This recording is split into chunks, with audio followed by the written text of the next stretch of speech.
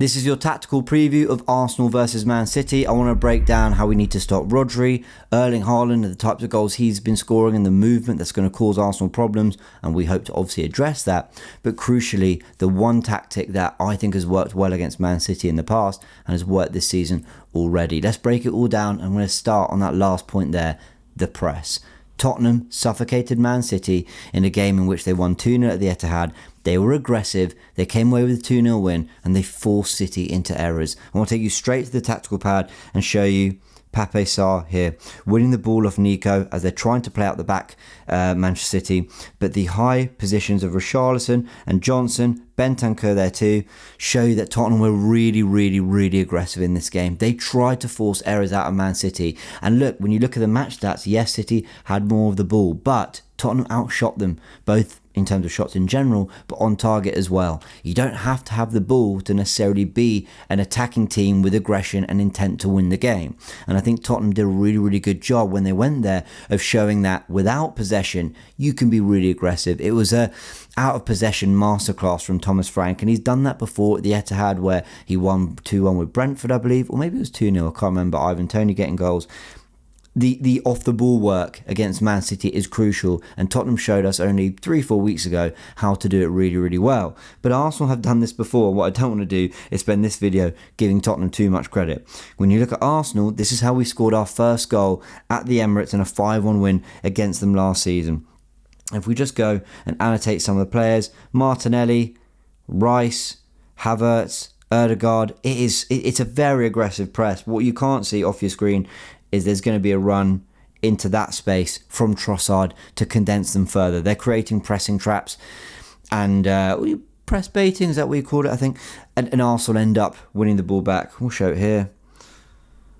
They win it back and the ball makes its way to Havertz, back to Ødegaard and into the back of the net. And it's all very quick stuff from Arsenal, but it comes from a really quick press and a quick structure. And they've got a lot of players. 1, 2, 3, 4, 5. All really aggressively 3 minutes into the game against Man City, trying to force them into errors. And the press is something that Man City, in the absence of David Silva, in the absence of De Bruyne, they haven't necessarily played quite as well, in terms of, controlling possession, in terms of moving players out of the back. You could even say when they've lost Laporte, because Laporte and Stones used to be their combination. And that part of Man City's game has slightly been... Look, they're not as good as they were 2-3 seasons at doing that. But I think one of the key players I haven't mentioned there in terms of who they've been missing is Rodri. And I think a lot of you are screaming at your screen right now going, okay, but they didn't have Rodri. This is a Ballon d'Or winner. This is the latest Ballon d'Or winner. This is a player who makes them tick. When he's available, when he's fit and firing, he's superb. In his absence, Kovacic is there. And if I just take you back to the board before, it's Nico. It's not Rodri in these situations. And with Rodri, you're probably going to get a different Man City. Well, that might be true, but I want to show you a couple of things regarding Rodri. This is someone who's come off an ACL injury. This is someone who missed a year of football. And on the eye, doesn't look quite... Well, look, you're not going to get back to Ballon d'Or levels immediately after an ACL injury, and he's had a setback since. Now, some of his numbers against Man United were interesting when you compare him to his 23-24 per 90, which is essentially what he was putting up before his injury. He attempted 57 passes against Man United. His average in the 23-24 season, his last full season, was 112. He completed 47 of those. That means a pass completion rate of 82.5%, which is quite a bit down on his average of 103 per 90 before and a 92% pass completion rate. His progressive passing distance at 175 yards is down on his 484 yards per 90 in the 23-24 campaign. Now, this is one game against Man United, but it's interesting that the numbers are quite a bit down. And you do wonder, giving the ball away 10 times in that game against Man United, whether there is a slight rustiness to his game as well. So the intention should always be to go press, stop them playing, because not only has it worked for Tottenham this season and worked for us last season, but we're not playing Rodri at his very best, it seems. That's just from a quick eye test view. That's a quick statistical look. But you never know. Rodri's an absolute pro, could well get back to it. But the other thing I want to touch on when it comes to stopping Rodri is not just trying to attack him and run all over him because he's perhaps not at his very best right now, but it's also because he's still doing some pretty important and crucial stuff for this Man City side. And whether he's at his best or not, you've got to stop him playing. Let me take you back to the tactical pad. Not here. Here. So I want to show you Rodri. And this is Foden's goal against Man United. This is the build-up. But what you've got with Rodri here, and we'll show it in a light blue, he fizzes this pass into Doku. And I know that that doesn't look a difficult pass. But I just think players who just want to keep the ball moving could go here. They could turn inside and go wide. But there are a few players here in the pockets for Man City. And before Rodri thinks of recycling it back, he is looking for that pass through the middle. He absolutely is. And when he does, I promise you, he's reading the game 2-3 steps ahead. He's thinking, if I give Doku that ball, what can he do with it? And he does. He gives it to him. It's a nice little pass. He does it quickly. It's through the lines. Doku turns and runs through. And what this image here, this screenshot hopefully shows you, is that this gap does narrow quite quickly. It's not as easy to just sort of, fizz that ball through to Doku like it looks on a screenshot. He's had to do it quite quickly because the United players are moving into position to try and cut out those lanes. But he finds Doku, who eventually, he goes on a little run and the ball ends up in the back of the net. As Foden's header is put away and City go to 1-0 up in that game, should I say. But it's not the only evidence we've got of him playing an important part in a goal for City, because he does the exact same thing here when he fizzes the ball into Foden. And this leads to Haaland's goal that opens the scoring against Napoli just the other night. So Rodri is still, basically what I'm trying to say is, don't give him this space. Don't give him this space because, Rodri can still pick out these passes. They're really small little things, but he will find the players in those areas. I've got to say, Arsenal aren't great at picking out players in that area of the pitch. We're hoping Zubimendi gives us more of that central access. But if we're going to praise Zubimendi for doing it, which I've done on this channel, then we've got to certainly credit Rodri when he's bringing that to Man City. So stopping him is going to be really, really important. I think it's easy to sort of just say, well, he's not at his very best, run all over him. But even if you find yourselves retreating back, you can't give Rodri the space to play. And I think Declan Rice is going to be really important. We'll talk about that in a sec. But I think that is crucial. And look, I was watching back some of the highlights, watched back some of that Manchester derby, some of the football that was played through Rodri. I think there was one moment, I think it was in the Napoli game the other day. Was it Napoli? No, I think it was the United game, where Rodri's at the heart of constant triangles before he pings it out to O'Reilly and Reinders gets a shot at goal. It all went through Rodri. So stopping him playing is important, but also acknowledging that maybe he's a little rustier than the Rodri that we've certainly played over the years, maybe gives us a reason to try and press him and force him into mistakes, because like I've mentioned, Arsenal and Tottenham have had success with that over the last year or two. Now what I want to do is look at Man City's stats this season, because there's some interesting data here.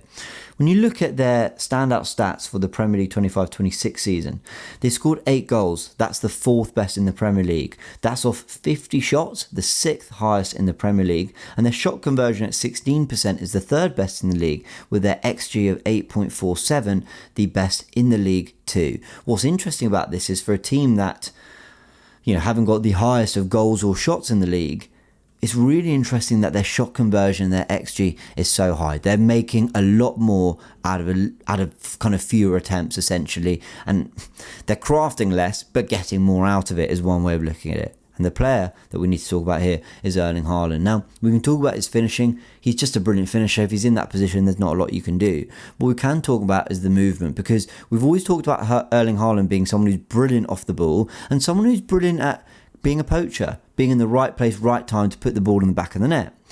But I actually think what we've seen early on is actually Man City crafting ways to release him earlier, so he's finding space in behind. And even though there's not much space behind, his power and his pace to anticipate where the ball's going to go is phenomenal, and he's actually turning little space into plenty of space to get a shot off. Let's talk about that here. I want to talk first about the goal he scored against Napoli the other day. And again, he makes a good run here from a Phil Foden pass, and he ends up heading into the back of the net because it takes a slight deflection. But again, a run into space in behind. Let's move it further. There you go, that's the header, as you can see. Puts into the back of the net. This is from a pass that's made its way through the lines here. He's running in beyond to it, but he's found space in behind. I just don't know how he's done it. He's just finding space that, I mean, to be fair, that's quite a bit of space. But he's finding space to attack constantly, and players are finding sort of, they're playing that pass because they know that they're backing Erling Haaland to make it. It doesn't have to be a perfect pass, but Erling Haaland is constantly attacking that space brilliantly. Let me show you this against Man United. Again, running into that space. Doku plays the pass. What does he do? Of course, he goes on and scores. Really, really good goal. Lovely chip. Again against Manchester United. Acres of space. This one of the easier ones because the Manchester United defence was all over the place. But again, more running in behind, constantly on the shoulder. But I think the most impressive one is this one. How's he found space for running behind here against Brighton? This was the one I was referencing earlier when I said I can't quite believe how he's done it. I mean, there's just like nothing to work with here. In this kind of box here. There's just like nothing to work with. But Marmoush has got a little sort of prod towards goal. And he's made the run and he puts it into the back of the net. But I'm just like, he's constantly anticipating that run in behind. And I think when the debate was happening earlier this week, should it be Saliba, should it be Mosquera? I think Mosquera's done brilliantly, but this is such a different proposition, not only because of the quality of Erling Haaland, but just the kind of little runs he makes, the ability to find space. And I think you need someone like William Saliba, if he's fit and ready, to know exactly what you're dealing with. Because Erling Haaland makes it so difficult for you. I think he makes it so difficult to constantly be tracking those little runs and little movements. And even when you're up the pitch and the game is starting to be stretched a little bit, they're going to want to find that ball quickly. And you need someone like Saliba who's marshalled big spaces against Erling Haaland before. So I understand that there's debate because Mosquera's been brilliant. And by the way, Mosquera's rapid. But I'll just go for the known quantity for this, especially when Haaland's in this kind of form. We did a debate on it on the Goonerverse podcast. Go check that out. Me and Sharoy discussed it. I'd love to know your thoughts in the comment section below. But the last thing I want to touch on here is Arsenal and how they go man for man. Because we talked about the press earlier. We've got the 11s here. And I want to talk about this. And what you'll have crucially perhaps realised is that I've got Merino in the team. No, that's not what I wanted to show you. Let's do that again. We've got Merino in the team. And I think Arsenal are going to want to do a similar kind of pressing pattern to what we saw in the game back in January, where actually Rice is stepping onto Rodri. We've seen Rice be given that role before, so Merino can step onto one of the centre-backs with Gyökeres picking up the other. What you then do is get the back four stepping onto their more front four players. Now, Zubimendi Reinders is a little bit of a mismatch. What I do fear is that City have a lot of legs in this team. Foden, Reinders, Haaland, Doku, O'Reilly. There's a lot of legs that I think Arsenal will find quite difficult to always deal with necessarily. But I'd be backing the players man to man to go get that job done. But the crucial one here I've mentioned, again, is Mikel Merino. Now, I would opt for Waneri. I'd get legs around Rodri and I'd be trying to, play on the front foot and try and go win this game because I think we're capable of doing it. But the debate about whether Merino should play is a really interesting one because when you're talking about off the ball, when you're talking about pressing structures, when you're talking about recreating what Ødegaard can do, by the way, this is all with the assumption Ødegaard can't play, Merino's the closest to recreating that. So if we're talking about stopping Rodri, if we're talking about being defensively resilient, if we're talking about pressing City into errors, I can see why Arteta might sacrifice having the ball, like Tottenham did, to have a better aggressive pressing structure to do that the best possible in a similar way to how Tottenham did it with Sarr, Bentancur and Palhinha as their midfield three. Not the most expressive, not the most creative, but one that was really, really efficient at doing what Arsenal might need to do tactically. And I think Arsenal might well go for Merino in this game because, again, like I said with Tottenham, you can be the better team, have the more shots, be super aggressive, but conceding possession. And will Arteta look to do something like that? I don't know. I'd still go for Waneri because I want our most creative influence on the ball and I want us to have more of the ball than Man City. I think we're capable of beating them with possession. But if we're looking to do an out-of-possession game, if we're looking to be aggressive without the ball and force them into errors, Merino might well get the start. But I'd love to know your thoughts in the comment section below. To sum up, stop Rodri playing. Try run all over him. Erling Haaland, don't give him the space and give him the best matchup that we can give him. I believe that's Saliba. And press aggressively. Let me know your thoughts in the comment section below. That's Arsenal versus Man City. My little look at the tactics going into this game. I think it's going to be a really fascinating game for both teams. We're going to learn loads about both.